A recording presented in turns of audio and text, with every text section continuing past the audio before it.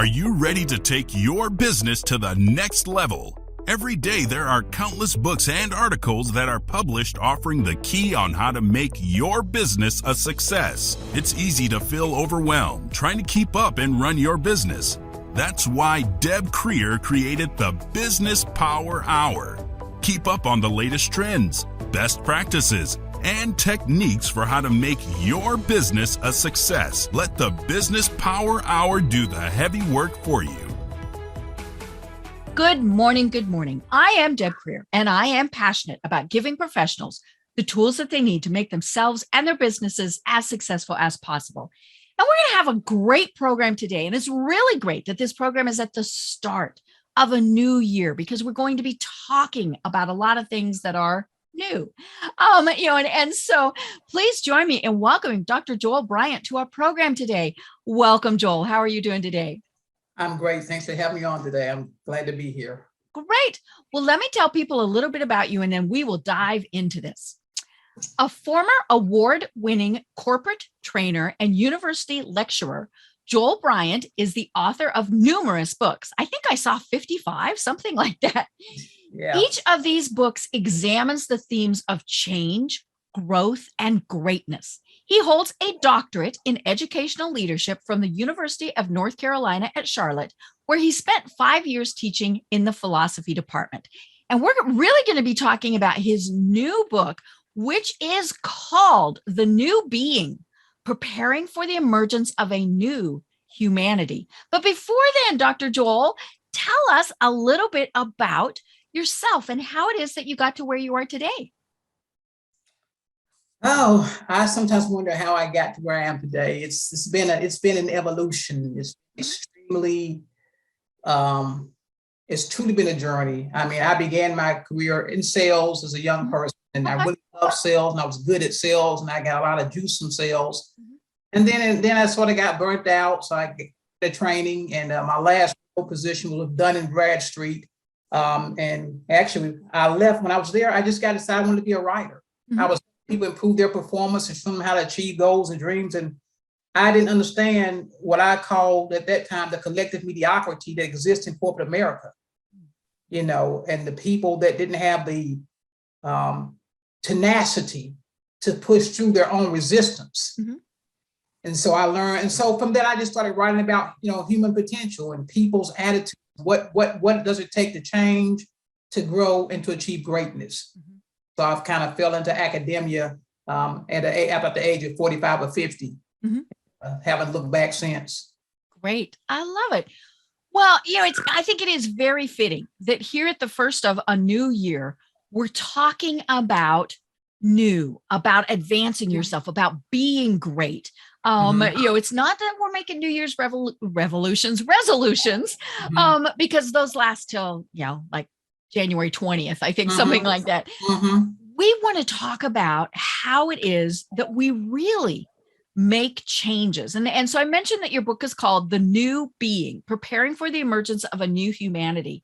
So what is the new being? What do you even mean by that? A radical shift in human consciousness. Okay. And when I say radical, I don't mean the conventional definition. When people hear the word radical, they think unconventional, extreme. Right. The word radical means root. A root shift. Okay. Shift that touches us in ways that causes us to have a literally totally new outlook on life. Okay. Kind of that aha moment. Right. But the thing about it is it becomes a sustained atmosphere that you live in. It's not circumstantial. It can begin circumstantial, but it becomes dispositional. It becomes who I am. It's not an affirmation that I make. It's not something that I have, even behaviors that are designed to sustain it.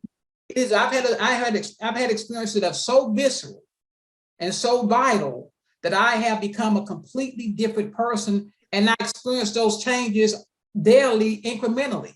And so the new being is an individual who aligns himself or herself with that new outlook. You wake up one day and say, I'm not doing this anymore. And you didn't wake up today and said it. You've been saying it over time. Right. The equity in yourself to make the decision. And then act on that. And so you're going to see more of that. The resignation is only the beginning of a global shift in consciousness. It's not just America. Mm-hmm. It's not just in business. Mm-hmm. This is going to happen in every system that people function in. Mm-hmm. And so as entrepreneurs, as business owners, we're going to have to begin to get a new approach to our business, a new approach to how we deal with people. Mm-hmm. And the biggest, I think one of the biggest things that facilitate success and frustrate success is a lack of what we call soft skills. Mm-hmm. And I'll tell you something, most people are better dealing with other people than they are with themselves. Mm-hmm. Right. We're scared to confront ourselves, to have those deep conversations, and there's obviously several things that that play into it. Business. Your book also talks about religion, race, politics. I mean, those are pretty scary subjects. Yeah, but it's the inability to have those kind of conversations in a healthy way that keeps us having conversations, and it keeps us living in echo chambers. Mm-hmm. The biggest problem with corporate America and corporations and any organization has to watch this. They have to watch out for the danger, what I call the danger of ecosystems. All of us believe alike. In social psychology, they call it homophily. We have those who are like us. It's not even racism or sexism. Right. It's just like us. Mm-hmm. But in business, level, it's kind of that this is the way we've always done it philosophy. Right. Mm-hmm. And what that does is you unconsciously create an echo chamber where there's no diversity of ideas, diversity of approaches, there's no innovation. See, successful companies, as we already know this, they have the ability to disrupt themselves while they're succeeding, not just when they're failing.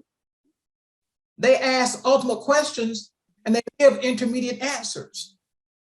And if we don't, and to the extent that we do that as a business owner and as an individual, we're going to be afraid and we're going to be uncomfortable with confronting the new paradigms. I said, Deb, new demands, and I think everybody listening would agree with the pandemic and the inflation and political unrest around the world, we have new demands. So I said this way, new demands open new dimensions in human nature. We have not exhausted the human potential. Say there's nothing new under the sun. Yes, there is. Right. In the soul, something new under the sun. Because life always gives us a supply to meet whatever demand we're facing. So we got to change our narratives. We got to change the stories that we're living out of about human nature being incorrigible and you can't teach an old dog new tricks. Yes, you can. You're just not a good trainer. I love that. So that's what it's about in an abbreviated explanation or description. Right. And businesses, obviously, that's primarily what we talk about. You've got the business owner, the business founder who had great idea A, and we must do everything great idea A. And they get threatened if you say, but what about B? What about C, D, E? And of course, the truly great businesses and business leaders are the people who say, I want to know what you're thinking about X, Y, and Z. So, they encourage people to, I hate to use this phrase because we use it a lot, think outside the box. But the truly great businesses don't have a box. Well, what they do is they liquidate people's potential. Great leaders call forth other people's greatness. The problem that I had with when I was working corporate in the last position I left is they didn't demand greatness of me. When I left, very big corporation, Dun & Bradstreet back in the day, I was one of only 30-something thousand people worldwide, 61 people they selected out of all the people worldwide, the best of the best. And let me tell you something, Deb, I literally worked, of course, you're in the office back then, I literally worked physically 3 hours a day.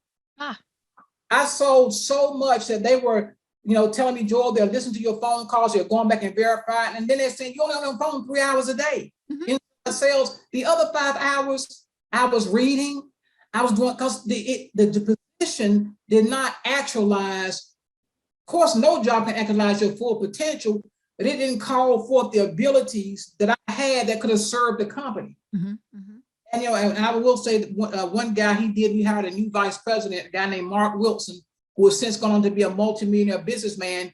he came in and he took a mediocre office, a mediocre region, and we became the Chicago Bulls or the Golden State. I mean, we dominated because why?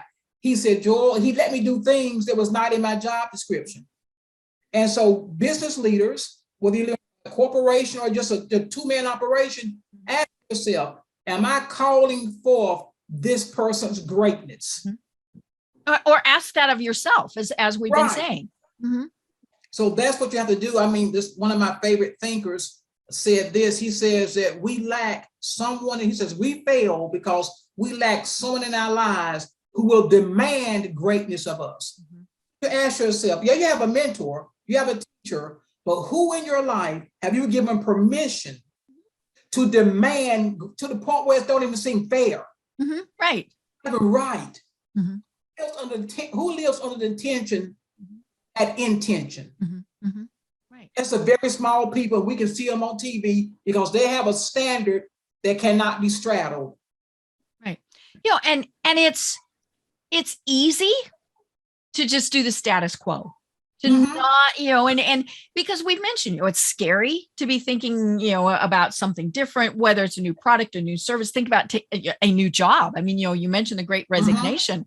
But I think, and before the program started, we were talking about the pandemic and how in many, you know, obviously horrible, awful things came of it, but also so many good things came of it. And I think one of the big things was that people took a step back, you know, and I had to laugh, you know, when we first started this, right? You know, it's been almost 2 years, holy schmoly, right? And they said, 2 weeks, we're just going to shut down for 2 weeks. And I think we all went, yeah, no. I mean, we just knew it wasn't going to do that. But, you know, in the extended period of time, and obviously it depends on what you're doing. I mean, many people are shut down. People are shut down again, you know, because of the new variant. But it's given people the opportunity to think, what do I want to do with my life? And I think that is part of the Great Resignation. But I think it's also, you know, giving people the chance to say, hey, I like this company. I like what I am.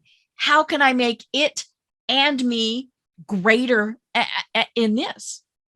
Yeah, I think, you know, I think from a perspective of individual perspective, I think every person has a meaningful life. Everybody's life has meaning, but everybody's life is not meaningful to that person in a way that matters. And I think the people that have meaningful lives who make a difference, they ask themselves 2 questions. Who am I? And then who do I want to be? And they live in the tension of that question. Those 2 questions. So what kind of company do we want to be in the marketplace? And then what kind of atmosphere we call culture, but what kind of an atmosphere do I want to create? Are people at ease in my culture? When I walk into the office, you know, I can sense when the leader walks in, you know, things, if I sense people tense up, I already know that leader is probably not liquidating to the extent he could their organizational potential. Because great leaders elicit ideas. Leaders should be bombarded with ideas. So hey, hold on, listen. Guys, we're about 20 years out now. Like you just said about your guest list, guys, we're 20 years out. So let's hold those. Why? You're giving people permission to contribute to the mission in a way that does not just confine to their job description. Right. I mean, you got to have that, but I'm just saying, and this, so people now are realizing through reflection, through introspection, circumstantially, that, you know what? Yes, I like this company. And what it's going to take for me to stay here and commit and contribute at a level that will drive them forward and grow. And to the extent that we as leaders ask that of ourselves, because if I'm not leading myself, I'm growing. I'm just leading down. You know, I'm going out and learning from other leaders for my people, but I'm growing. And I said this way, good leaders appear finished. Great leaders are polished. See, you polish, you know, you get a little bubblegum, I say bubblegum doctorate degree, right? Even though I had to work hard to get it, but you get a terminal degree. Terminal meaning the end. You can't go any higher than a doctorate. Right. You got that piece of paper, you're done. It's terminal. But I may be polished in that area, but I'm not finished. So if I learn anything, I'm learning Joel. I'm learning for my next client. I'm still trying to grow, change, and evolve and achieve greatness as I see it. So too many leaders, because they think leadership means that I have all the answers. Sometimes leaders not only not have all the answers, they don't even know the questions. They just say, hey, what should we be talking about? They don't come in with a subset of polarities of saying we're gonna, you gotta have that to some extent when you're man. I'm saying when you're talking about in this atmosphere of dynamic change, certainty, instability, volatility, you've got to begin to hold the kind of meetings where you say, what do we need to be talking about? You don't have an agenda. The agenda is the future. The agenda is the future. So what should we be talking about right now? Right. It will come around to something practical, problem solving, but that's how I see it. Right. And the pandemic did make a lot of this happen because things had to change. And there were people were in their offices on Friday and not in their offices on that Monday. It was just this shift. And yes, there for a while, we did think, okay, this is temporary. We don't really have to worry about this. But then it became very clear that it was long-term and things were definitely going to change. And I think that's where we saw the big difference between leaders and managers. The managers are incredibly nervous still, even after, almost 2 years, because they can't look over their employees' shoulders and see what they're doing. When it first started, there were companies were counting keystrokes on their, and making them check in at certain times and all of these things. And the leaders said, tell us what to do so that you can get your job done. And, maybe that was, I'm a night owl. I'll be there for your 9 a.m. meeting, but I'm going to work at 11 o'clock at night. Or, I might work from the beach, right? As long as I have internet. And the leaders were able to, and still are able to go, okay, how can we switch and make this change? And I think the companies that again went, we're going to go back in at some point. Nah, life as we knew it in a business environment 2 years ago is not happening again. Doesn't matter. Yeah, it's just not going to happen again. Whether it's hybrid, whether it's work from home, whether it's, all of the above or none of the above, things are changed and the leaders recognize it. And more importantly, the leaders go, okay, these are good employees. How do I keep them? Especially when they're home and all of those, because I know that's tricky for people, they're home, they're distracted, they might have the kids at home. All sorts of things. So what do we do as leaders to make sure that A, they feel valued, and B, they feel that they are making contributions? I think that's kind of the biggest part of it. I think in many ways you described leadership and management and what results from that. And I think even at a more basic level, what we think about human nature. Give them an inch, they'll take a mile. Right. This is what we say about you've got to watch them. So our cultures, when I look at things, our corporate cultures are an indication and an expression of what we believe about people at base. Because if we believe that if we have a good hiring process and we go that based upon our company, then what do I believe about people? If when I was working, I tell them, I was a little different. It was lucky I was able to get a job because I tell my boss, I said, listen, give me a block of work and then don't bother me. Right. I'll get it done. But if you believe that people have to be watched, if you believe that people only, whatever you believe, and see, it goes back to our belief about human nature. Let's think about our society. We live in a very prohibitive society where we have to be under surveillance 24 hours a day. And I'm not saying that people won't goof off and people won't do what. Oh, yeah. Ultimately, if I believe in the goodness of people's ability to do jobs, then you know what? Just that, I'm not going to watch them. I'm not going to micromanage.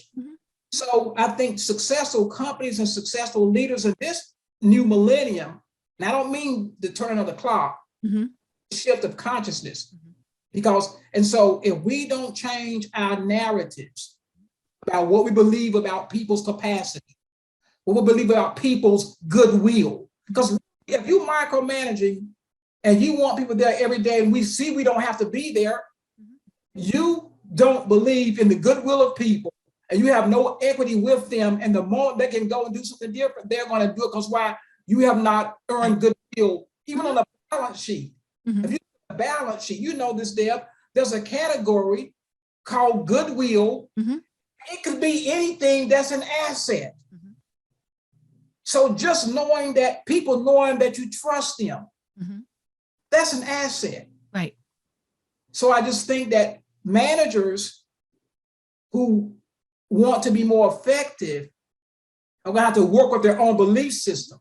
Right. It's not people, it's us. We receive people. You know, and it's hard because you don't want to be the Pollyanna, but you also don't want to be Chicken Little. The sky is not falling all the time. And so there's that middle. And, I had somebody, I was talking to somebody who he was a micromanager, and this whole, work from home thing was driving him nuts because he could not directly supervise what people were doing. And I said, did you trust them when they were in the office? And he kind of looked at me and I said, if you didn't trust them in the office, that's a very different problem, because if they weren't trustworthy in the office, they shouldn't have been there. If you had to micromanage them, then they, something was desperately wrong. But if you trusted them in the office, then you should trust them in their home office or, beach. And obviously, I mean, we all get burned. We've all had, the employees that even if you're looking over their shoulder, are going to do things. But it's that basic trust. And that is very hard for some people. Well, but I think trust says a lot about us. We're not, are we not trusting them because we wouldn't do it? I mean, it's like, and we've got to get away from this sort of polarity thinking, either or.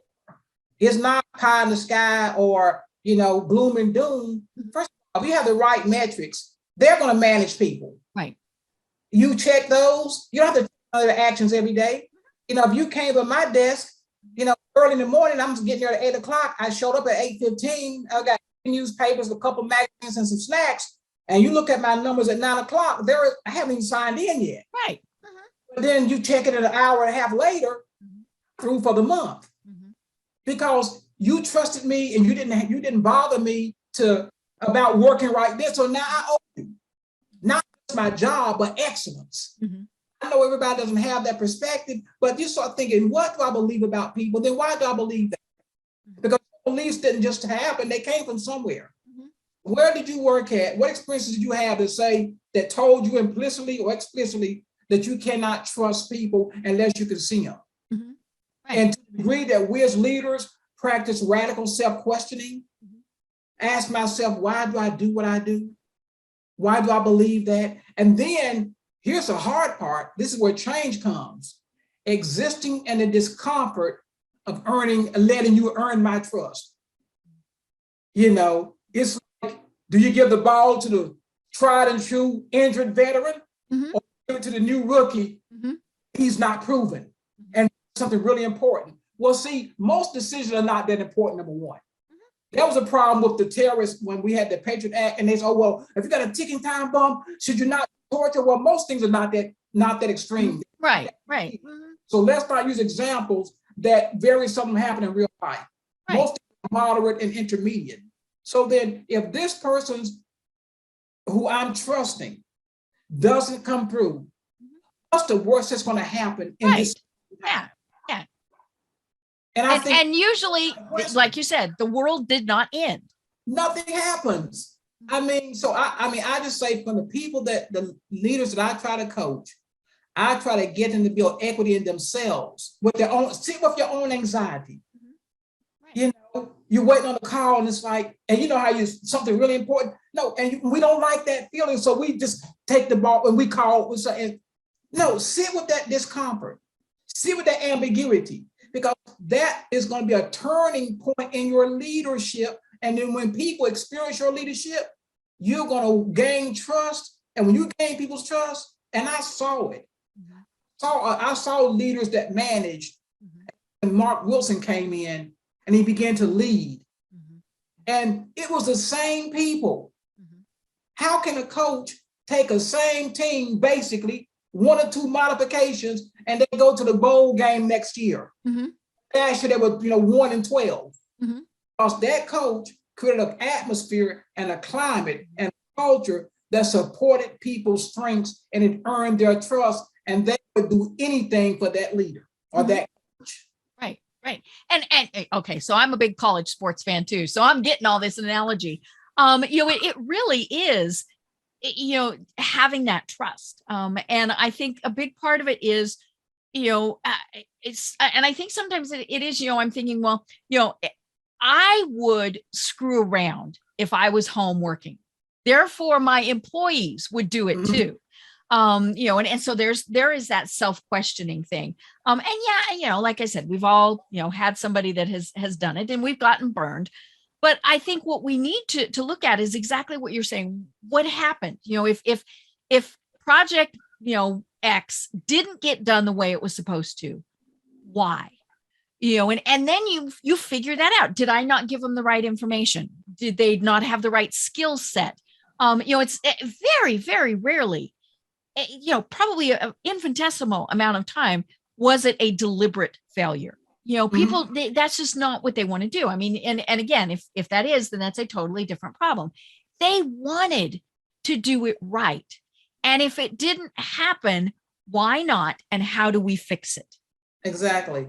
And I think trust is something that takes time.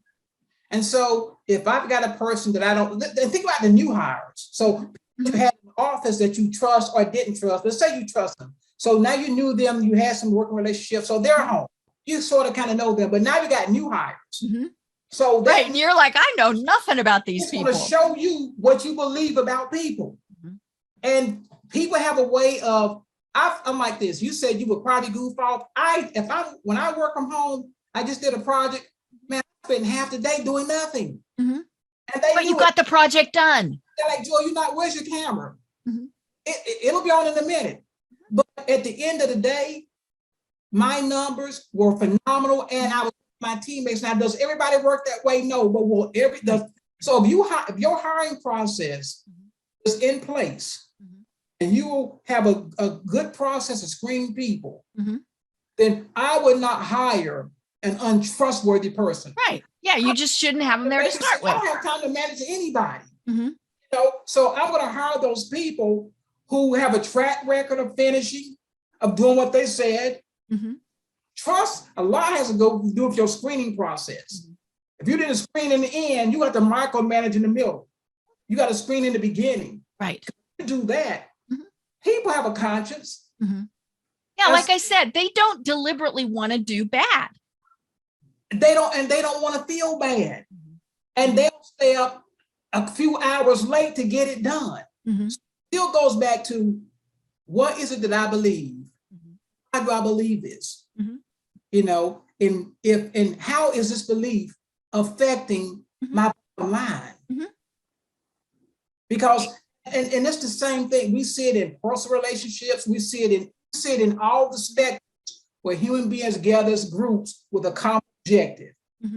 To the degree that that leader has earned that person's trust, trust him or herself, and has these processes in place and procedures in place to manage, support behaviors, they end up achieving their goals on a consistent basis. And people speak well of that leader. They will go the extra mile. A micromanaging person who believes that people will cheat every chance they get or they'll underperform, get just enough, you're going to get what you paid them to do. Right. You're going to do, and nothing extra. I mean, you're not going to get anybody saying, hey, can I do a little extra work? Because they're like, nah. Or, hey, I came up with this. I mean, ask yourself as a leader, in the space of a month, let's say 3 months, how many good ideas did you get unsolicited? Or how many ideas, that's not qualified, but how many ideas did somebody bring you unsolicited that was designed to move the company forward, or move the project forward? Mm-hmm. And that says a lot about the atmosphere. Right. Because there's an atmosphere, or there's a culture, Mm-hmm. there's a subculture. Mm-hmm. And the subculture, like the subconscious, drives life. Mm-hmm. Yeah, I see all the stuff on the wall about how we treat everybody as valuable and all this stuff. Yeah, but the mission statement. Yeah, every culture got a subculture. And I know when I was, in the position I was telling you about, this meant we'd go in probably 2 times a week with new ideas. Mark, we should do this. We should do that. He listened. He say, sometimes say, okay, I'll think about it. He said, no, that's not going to work. But it didn't kill our enthusiasm. Mm-hmm. And I'm saying, so when I look at leaders, when I look at life, because it's not just about leaders. When we say leaders, that creates a very defined and specific characterization that we're all leaders. Mm-hmm. Nobody's following us. Right. Nothing, I'm leading myself. So I asked myself, Joel, why do you think that? Why are you having this experience? Mm-hmm. When I do business, there are certain companies that I feel good about doing that. I don't worry about my money. I swipe my card, go online. I trust their return policy, but other people, no. Mm-hmm. They're big. Mm-hmm. It's too much of a hassle. Mm-hmm. So, it's always asking yourself as a leader, as a human being, how do I get, because this is the mantra of great leaders in my perspective. How do I get better at getting better? Not trying to get there. I don't have a terminal disease. I'm trying to get to the end of a thing. How do I, as a human, and forget leader, because I look at me, I look at myself, I'm a human, I'm not a leader. I'm not a writer. I'm not an educator, although that stuff is on my little, my dossier. Mm-hmm. I'm a human being. So how do I get better in human? Mm-hmm. This is what I ask myself every day, Joel. I'm not the best human I could be. Mm-hmm. I haven't actualized all the potentials of human nature. I haven't actualized all my dormant endowments, my dormant dimensions, things that life or circumstances have not called for yet. So I don't wait for circumstances. Mm-hmm. Leaders create conditions that call forth their latent greatness. Mm-hmm. That's how so how do we as leaders, since business people, how do we get better? Mm-hmm. Getting better. Right. That's the question. Well, and we have to remember that it's not huge leaps. Sometimes it's a bunch of little things. I mean, it'd be great if we had a lot of Mother Teresas. And, and things like that. But sometimes it's just, did you say thank you to the person at the grocery store? Did you put your foot out and stop the elevator door so that somebody, just those little things are what it all ties in, and we see that in people. When we see the rude people, they're rude in every aspect. I mean, they do let the door slam, all of those various things. But the people who are consistently doing the little things, then they also do the big things. Exactly. And I'll say it this way, in the context of business and in context of growing revenue, growing market share, and all the things that people care about. And we talk about leaps, and everybody wants a quantum leap. And I say it this way, all leaps are quantum. The rest is just adaptation and construction. You made the leap. Now build the structure to support the leap.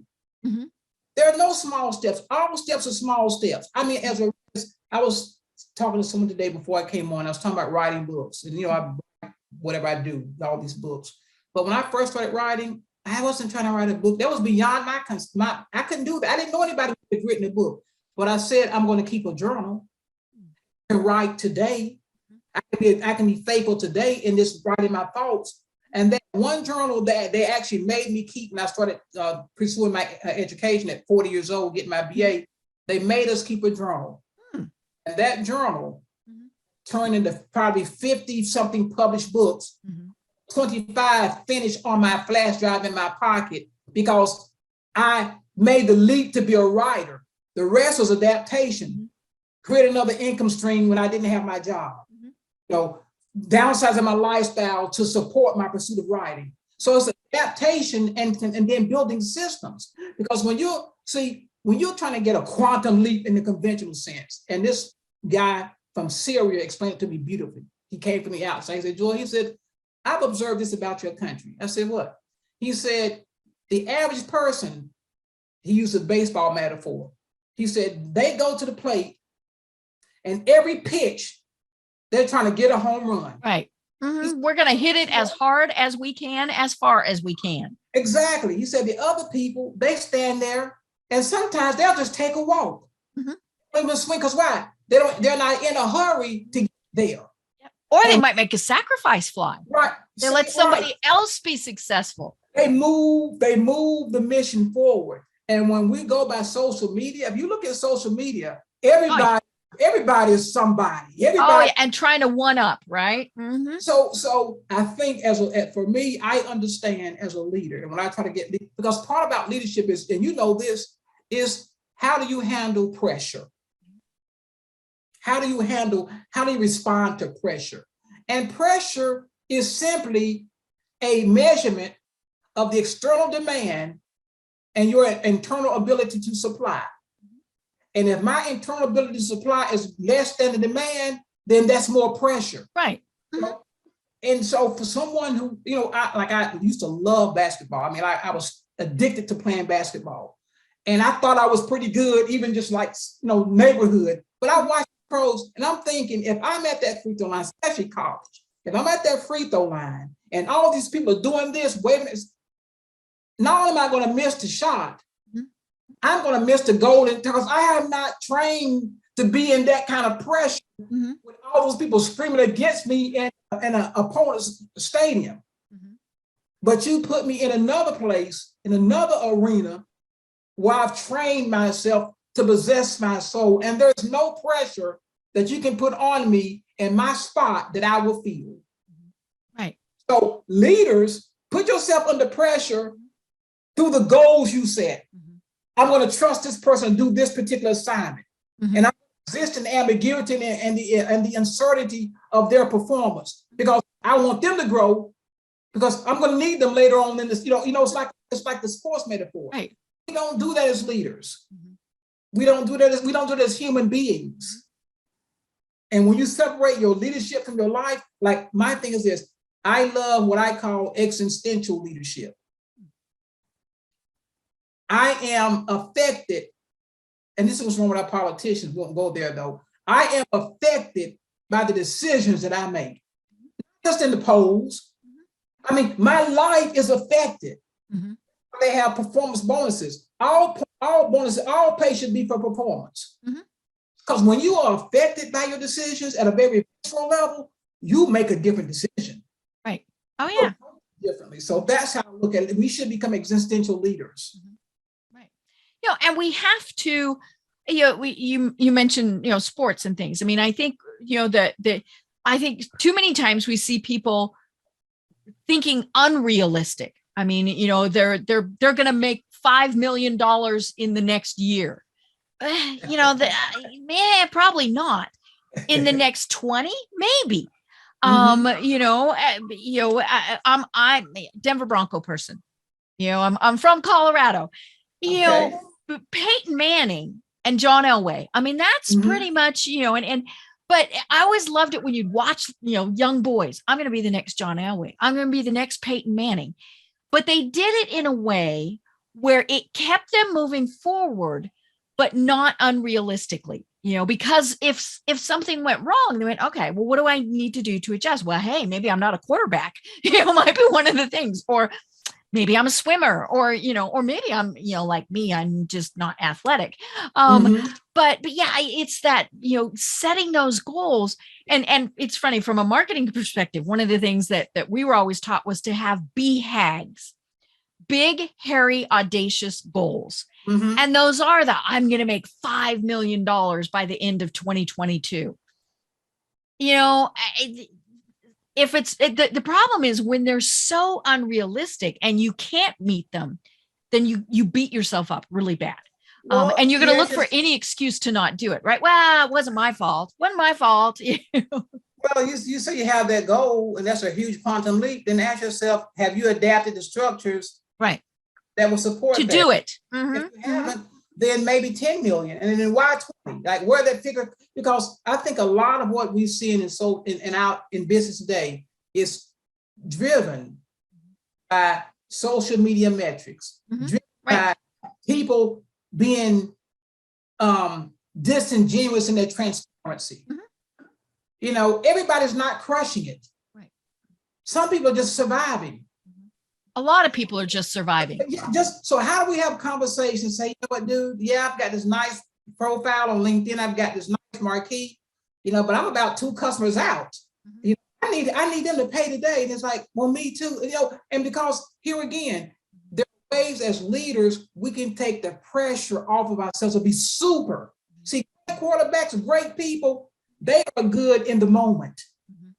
And then I like the way this one guy said basketball, and he had missed like 15, 20 shots the entire game. This is like a real game, I think, for the NBA title a few years ago. Shane, I think Shane Battier.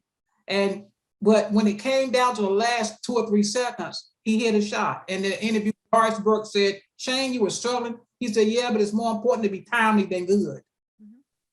And sometimes we have to modify, because if it was up to me, I would have been there 25 years ago. I did not plan on being here at this age, at this stage. When I sat down as a child, I said, I'm going to be this. And when I look at where I am, it is so far from. I know. I'm like, oh. And we had a lot of that discussion over the holidays, right? With the younger people there. Now, what are you doing? What are you studying? And those that were really smart went, I don't know. And it wasn't that they didn't have goals and dreams and aspirations. It was, you know, I am being realistic about it. And especially when you're young, it's like, you know, somebody who's 18. Now, granted, I have interviewed some people on this program who are 18, 19, 20 years old who are hitting the home runs. I mean, and I'm just like, oh my gosh, I'm still trying to figure out what I want to be when I grow up. But, you know, it is about being realistic for yourself and figuring, okay, how do I get from A to B to C to D? And I think, you know, that question, you know, it goes back to who am I, who do I want to be?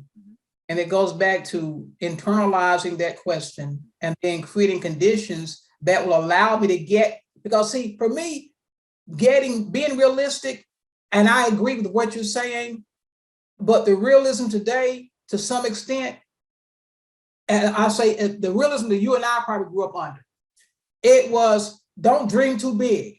Right. There are you don't want to be disappointed. Yeah, there are special people, and you didn't have the right side of the track, and you don't have the degree. Like, no, I'm gonna tell you something. The age that we live in, you are living in the age of the impossibility. There is nothing that can't be done. This is what I believe. Because I study history. History is a chronicle of the impossible. Right. Good and bad. But when you hear being realistic, the connotation and the implication is, like you said, and I was going to say, was disappointment killed a lot of people. But I mean, part of this is this: as a leader, you have to have an extreme degree of emotional maturity. They say emotional intelligence. You got to be solid emotionally, because if you don't have that ability to just to absorb failure, absorb setbacks, absorb disappointment, absorb missed goals, and still have your optimism. I was saying today, I meet people who are 35, which I think is young, 40 young. Oh yeah. And I'm thinking, who gave you permission to quit? I believe this is a little whatever. I believe that anybody under 50 ought to need congressional approval to give up on their dreams. You have not lost enough to give up. You have not given up enough to give up. So it's with that mindset that, yes, you know, great leaders are great failures. Right. Businesses, it's the ability to respond, not back, because it's the ability to respond to the demand of the moment that makes or breaks great leaders and great companies. And to the degree that I invest in getting better at getting better, not just when I go to a workshop, not when I go to a retreat, when I'm sitting here by myself and I'm thinking, Joel, how can you get better?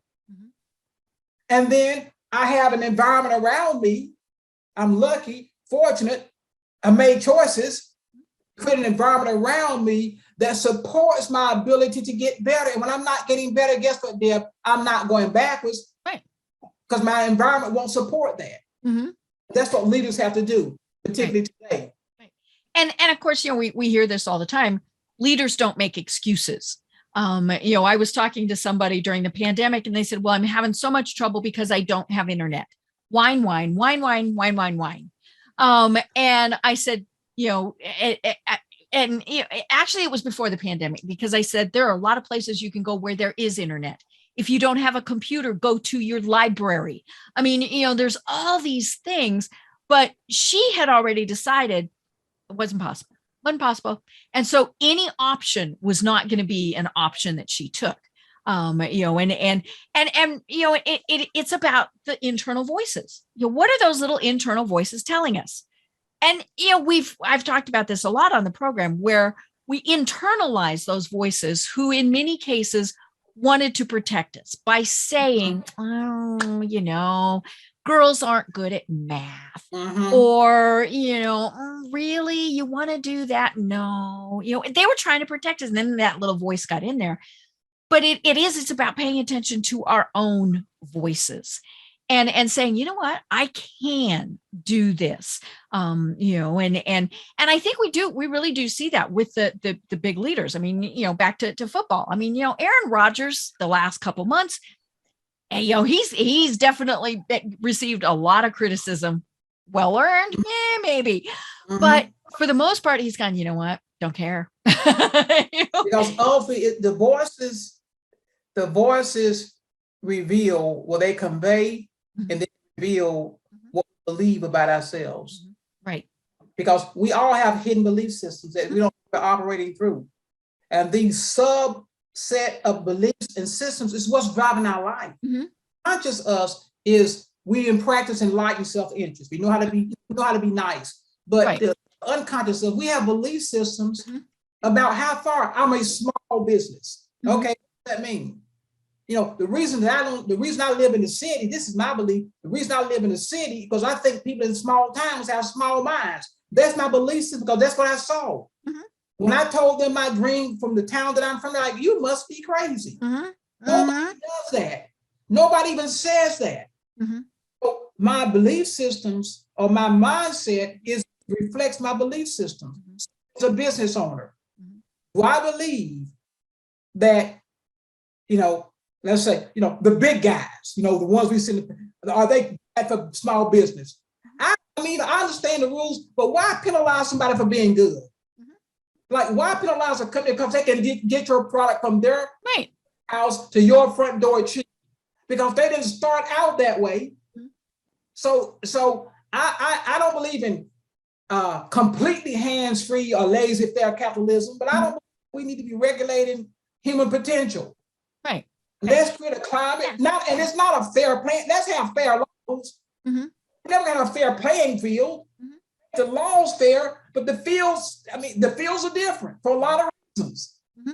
Yeah. So I had that discussion with somebody about Richard Branson and Elon Musk and how much they're spending on their space adventures. Right.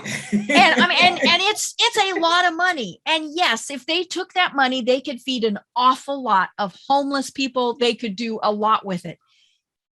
There is that, but they earned it. Who are we to say you can't do that? So I'm torn, because I do think, oh gosh, what if they use that money? That's socialist ethics. I used to think that way up until like a year ago. I thought that way. In my city, the homeless are not starving. I live in a major metropolitan city. They're not starving. So use these kind of superficial examples where we penalize Branson and Musk and Bezos, I just don't think it's right. I think it's wrong. Well, because then other people don't want to become successful because they might be penalized. Or they blame them and saying, well, they have they've killed competition. There's no monopoly on a good idea.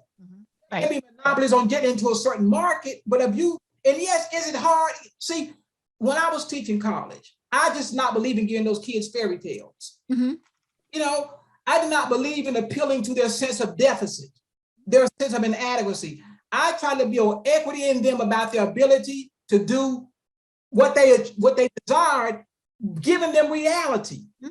Yes, it's hard. Yes, it's tough. Yes, it's unfair. Yes, it's unjust. Yes, it's going to be, but you know what? If you stay with it and you adjust and you network, given all these different things, you can make it. And we see that all the time. I mean, that's the thing, is we see people overcome whatever it was. Well, we have a lot of socialist ethics, and I don't think I'm a hardcore capitalist. I've just recognized when you get out here as a small business owner and you leave the security of a job and you pay the price for the learning curve and another income and then trying to get one client and all that you go through. And then when I finally get to a place and you're going to take it because some politician says, well, they could feed. Listen, you know why they can't get fed? Because people stealing the money. It's not the resources never get to the people. It's not that simple equation of if we took Musk's money and gave to the poor, it would still be world hunger. Right. And they, there are many who would still choose to be homeless. I mean, we hear about that all the time. And yeah, we can't, it is tricky because, I'm sure that some of that money could be used for the good. And for those who are listening, I'm putting it in my little air quotes. Do they give though? Are those guys philanthropic? Do they, I don't know, do they give? Yeah, I know. That's the thing. We never hear about what they give. They, Bill Gates would be probably one of the rare, but even at that, we don't actually, Bezos's ex-wife, she's been very public with, talking about how much she gives. But yeah, we have no idea really, besides what we might hear on social media about what those people might do. I mean, for all we know, they do twice as much philanthropic efforts as, the whatever, or even just, I look at the people who buy the $2 million mansions. I'm like, really? $2 million? And you got how many bathrooms? And then my first thought is you got to clean them.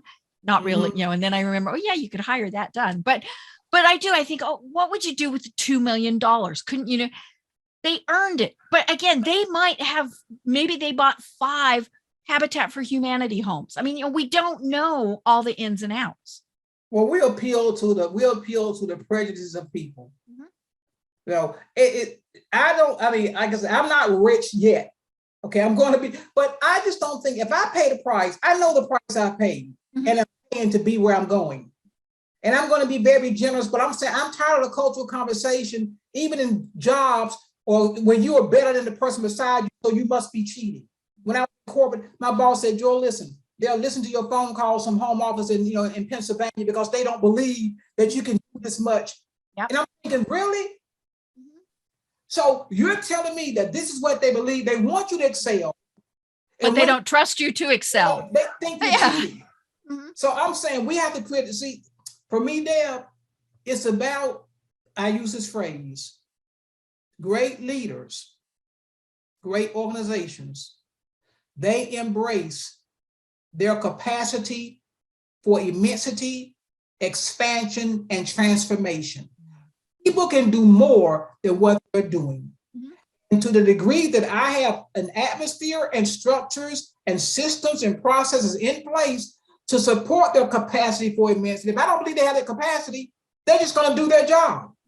So it still goes back to me, what do I believe about people and what do I believe about myself? Right. If I can do better, or maybe I think I'm special.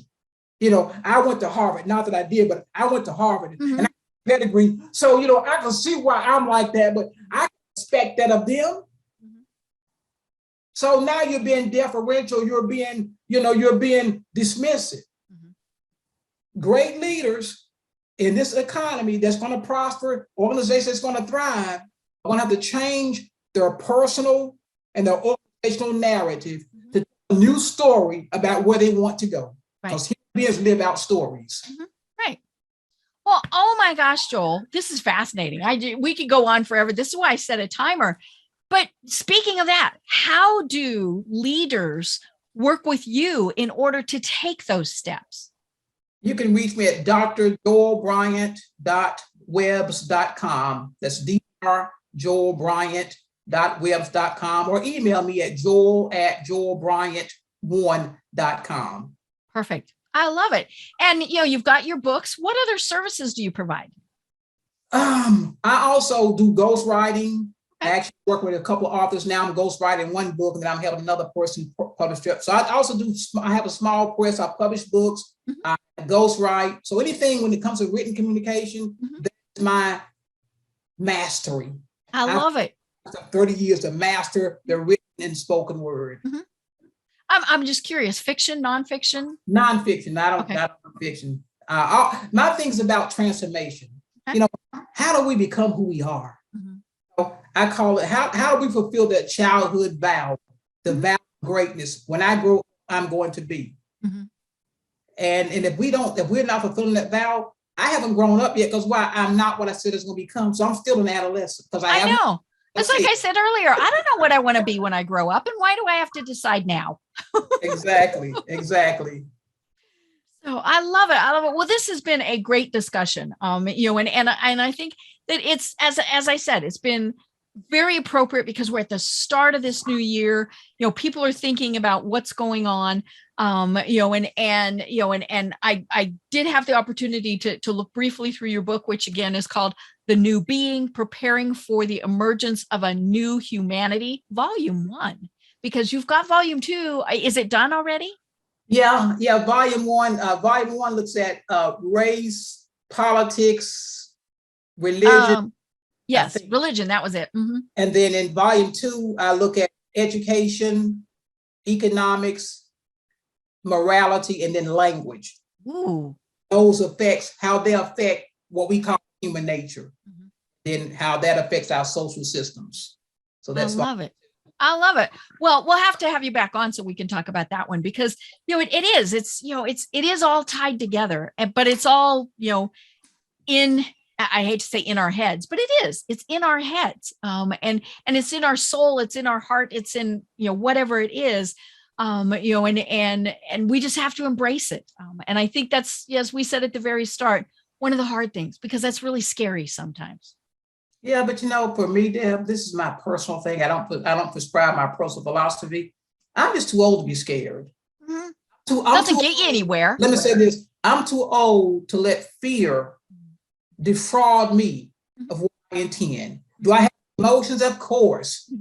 I'll tell you something. I'm going to die one day. So there's something. Great people. When I'm talking about another level. I'm not talking about somebody just run a company. I'm talking about people affect the world.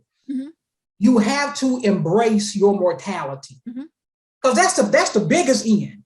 Right. So I have lived under the shadow of my mortality my entire life, and that's so-called people's biggest fear. So any immediate fear is irrelevant. Especially this is like some of your listeners in the fourth quarter of their lives. You're still using fear as an excuse. No, baby. This is the age of impossibility. Whatever you can do, you can do it. Right. I love it. Well, you know what? Normally I ask for final thoughts, but I think that's a great final thought. That's it. Final so thoughts. we can't top that. So I am Deb Creer. I've been having an absolutely fascinating discussion with Dr. Joel Bryant. I can't wait to do it again. But until then, everyone have a great day. Tune in for our next program for even more trends, best practices, and techniques for how to make your business a success. The Business Power Hour, hosted by Deb Creer, is proud to be part of the C-Suite Network.